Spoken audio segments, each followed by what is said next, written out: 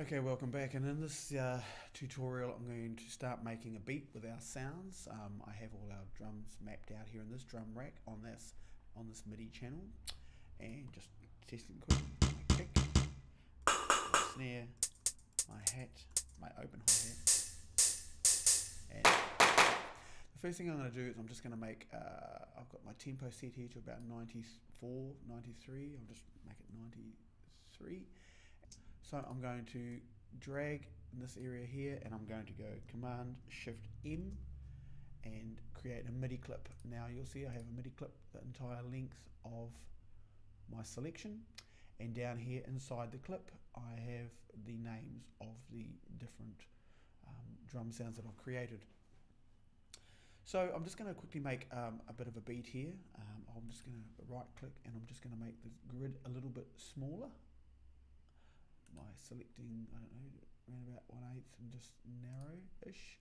And I'm just going to put these sounds in, and I'm just going to play it along as I do it and just create it. So I'm just double clicking to make the sounds. I want a snare here, so I'm obviously going to want one every second time. I could just grab the whole area if I wanted to and duplicate this by just dragging through, dragging through the whole selection and going duplicate, and I would have it there. So I'm going to put a little double kick here.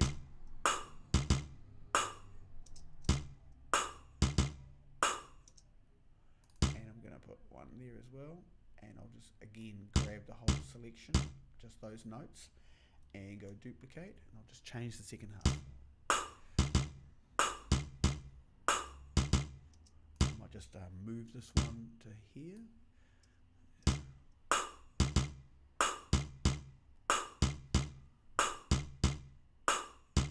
I'll just move this one along a bit further. Just use the selected, use the arrow key. Okay, I'm going to put a clap on every one of these snares as well. I can just double click like this.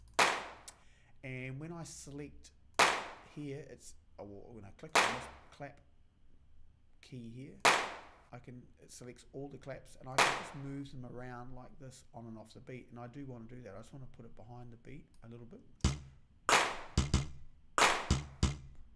Makes it a little bit more laid back. I'm just going to grab the hi-hat and put it every third one like this. You'll get the general feeling here.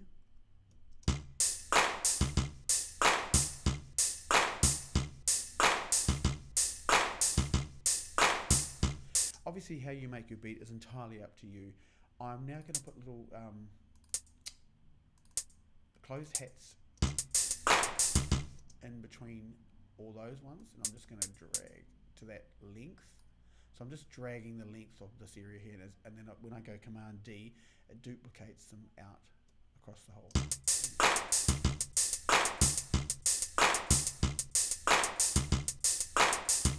You'll also see that up here I'm using the information showing up in the view. I can see it here. Now what I want to also think about doing is a little bit of velocity editing. So if I select that drum, it comes down to these little lines here. I can decrease the hardness of the hit if you like, just a little bit, like a natural drummer would. I'm just going through selecting them like this, little handles.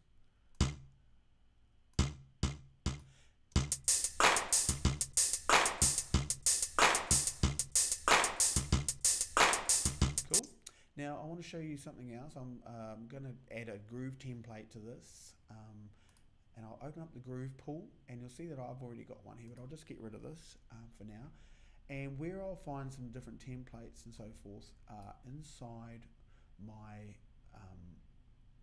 where is it? It's down here, but further inside the packs and inside the core library pack, and just down the bottom here you'll see swing and groove. And if I open this up, I've got a variety of groove templates, and these templates just mask a type of groove across the MIDI notes. They don't do anything like move the notes around, but they sort of imply what's going to happen with this groove template. I'm just going to grab an MPC groove template of swing 8 note swing 50%, and I'm just going to drag it and drop it on top of the clip here. Now listen to what happens to the hi-hats when I start to increase the quantized value of the clip.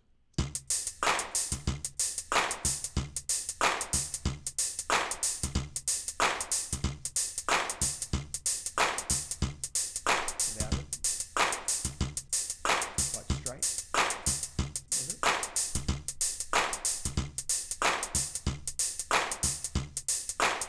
Adds a bit of a more of a rhythmic pulse to the beat, and I'm going to leave it at that at the moment.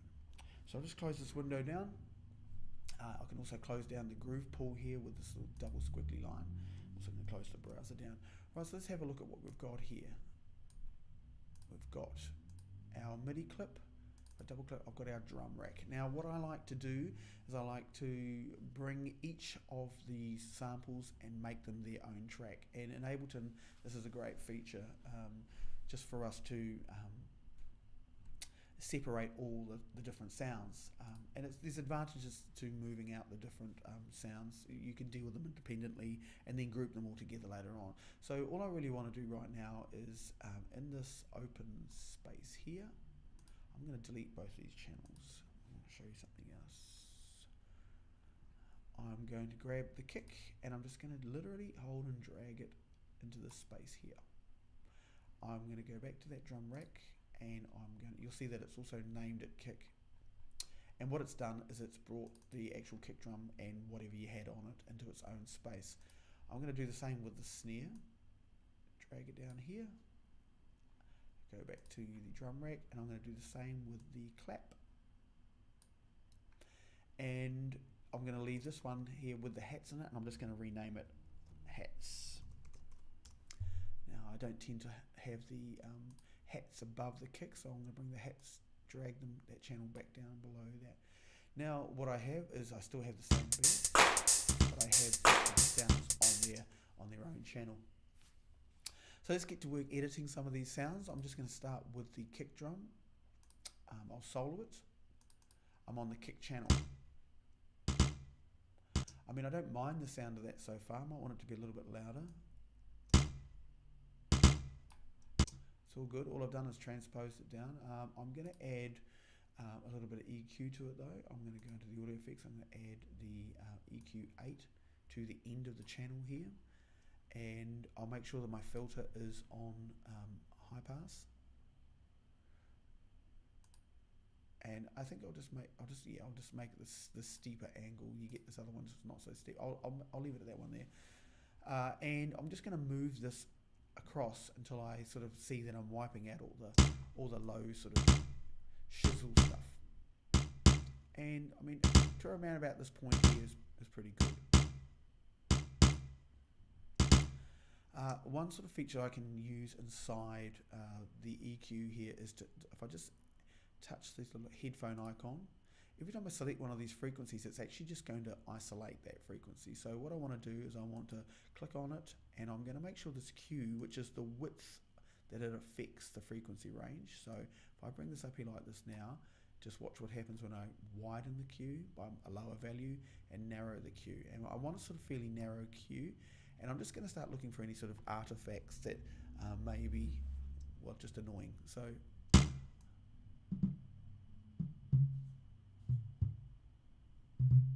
hear that resonating frequency there? I'm going to drop that down.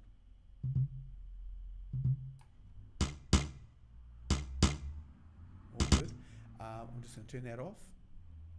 I'm also going to add a little bit of weight to the sound by grabbing number 3, and I'm going to change the filter type to shelving, and I'm just going to come through here and I'm just going to boost the slower end a little bit,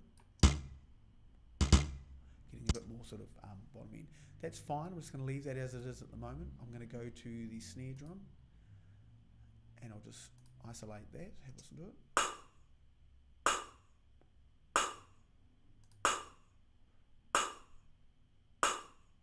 It's cool. I'm going to grab a compressor, and I'm going to do parallel effects processing on it. I'm just going to select it, and then while I'm holding that down, I'm going to tell it to group that effect. Now this puts it into an effect rack, and I'll need to make another chain. I'm just right clicking down here to create a chain, and I'm going to rename that chain dry, and I'm going to rename this one comp for compression. And what I really want to do here is I want to, on this compression channel, I want to up the ratio quite a bit, lower the release, make a slower release, should I say. Put the attack around about here, and I'm just going to monitor this particular sound, the actual compressor channel, by just turning the speaker icon off. Remember, this is our dry signal, this one here, unaffected, nothing on it, and this signal works in parallel with that one that has all the effects on it. So I just want to hear the compression right now. Nothing happening. I'm going to bring this threshold right down. Turn the makeup off. I don't want that. And what I'm looking to do is to really squash this sound. And you can see by the release value here, if I have this slower, it's not allowing the compression to actually fully disappear. So I need to just adjust that until it's doing something like that in time with it. And you can hear how compressed it is. If I just take it off, without it, put it back on, I'm getting more attack on the front of the sound. And you can see how much a compression is occurring by hitting this view here. I'll just go back to this. It's all good. I'm now going to turn this one back on, and I'm going to bring the volume of the compression back down and then slowly blend it back in with the dry signal. Here we go.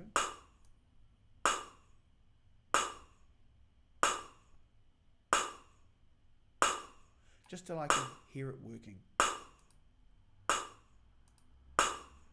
Yep, it's giving it a bit more attack.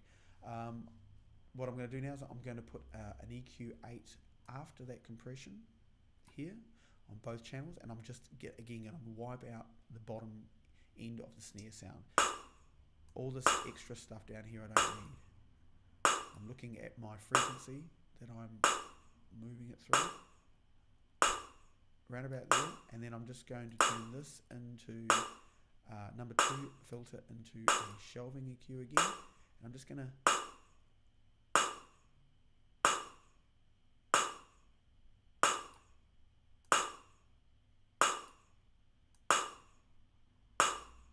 add a little bit of body.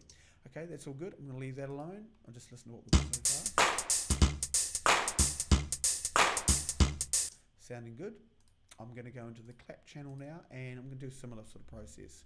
I'm just going to first put an EQ8 on it. And you'll notice there's all this area down here which is taken up from the snare, and I want to differentiate the snare and the clap. And the best way to do this is to really cut off all these lower frequencies that the snare is operating in. Not so much that, you know, it doesn't sound like a clap anymore, but just enough to get out of the way. I might actually boost the top end of it, adding a bit of air.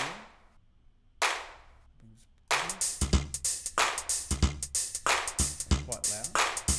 Volume of it. And I'm also now going to go into the hi-hats and again add an EQ8 onto the end and have a listen. I really only want all the top end sound of the hi-hat, so let's just have a listen to it. See, I don't need all this low end stuff going on.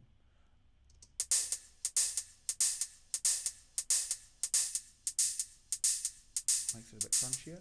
And what I might do here is I just might add a bit of saturation to the hi-hats, just to make them sound a little bit crunchier again.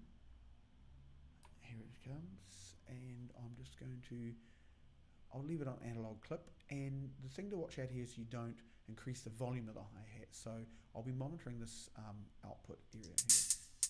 So what happens when I up the drive? I need to bring that down. Turn it on and off and monitor the difference.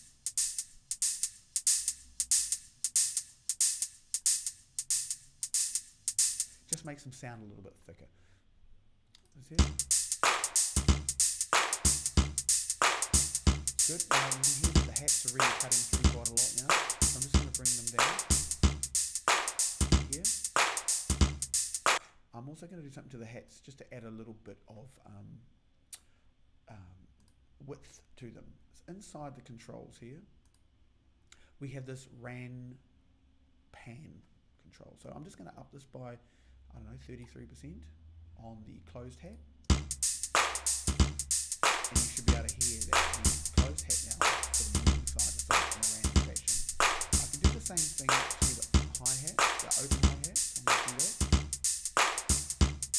Maybe not as much.